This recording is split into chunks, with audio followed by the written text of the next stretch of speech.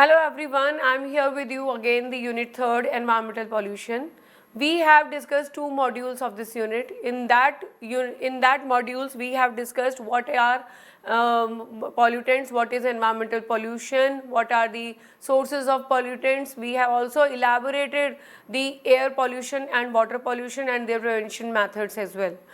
Now in this module I am here with you with two case studies.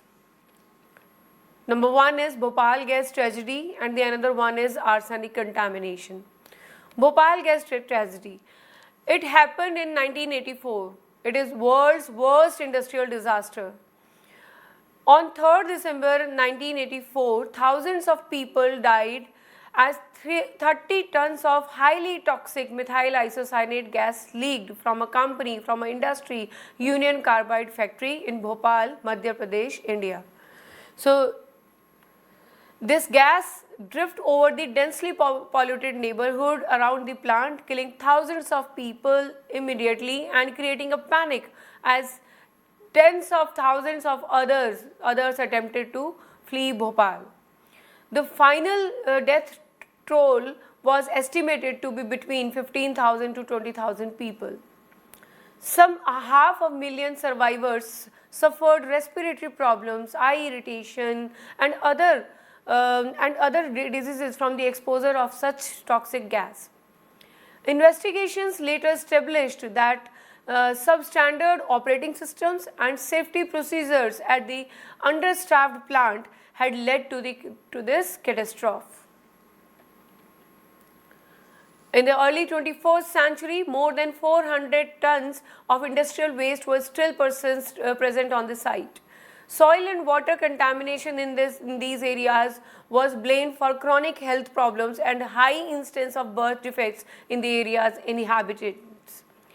So, in 2010, several former executives of Union Carbide Indian subsidiary, all Indian citizens, were convicted by a Bhopal court of negligence in this particular disaster. So, due to unoperative conditions, due to safety inhibitants in the safety procedure, it was happened. After that, there is a case study related to arsenic contamination. The arsenic contamination in groundwater. So, arsenic is a very toxic element. It induced in the particular environment or in the life cycle by the pollutants. So, arsenic contamination is related to that there is an irritation over the skin, some rashes are there, skin problems are there due to arsenic contamination. In West Bengal, Bangladesh are rigorously contaminated by the toxic heavy metal arsenic. The first report of arsenic contamination in West Bengal came in consideration in 1978 and that in Bangladesh in 1993. The local people were found to be chronically exposed to arsenic for 10 to 14 years, after which suddenly white or black spots reported on the skin. This disease is known as melanosis. The spots were later found leprosy like skin lesions encrusting the palm and soles, ultimately rotting into gangrenous ulcers. So, arsenic is very harmful and its contamination chronically affects the people. So, due to long exposure of such type of contaminants creates various diseases. In children, more badly affected by arsenicosis. The World Health Organization has provided the maximum permissible limit of arsenic as 10 milligram per liter.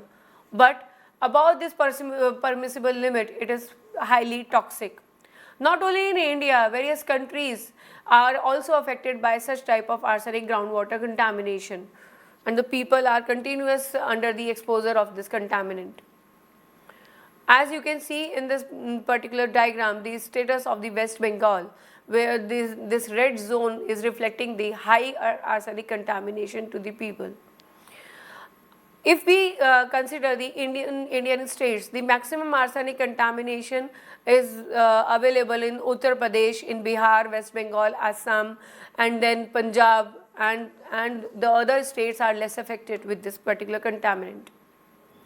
So in this particular module, we have taken two case studies. One is from the air pollutant, Bhopal gas tragedy, and the another one is from water contamination, that is arsenic contamination. Thank you.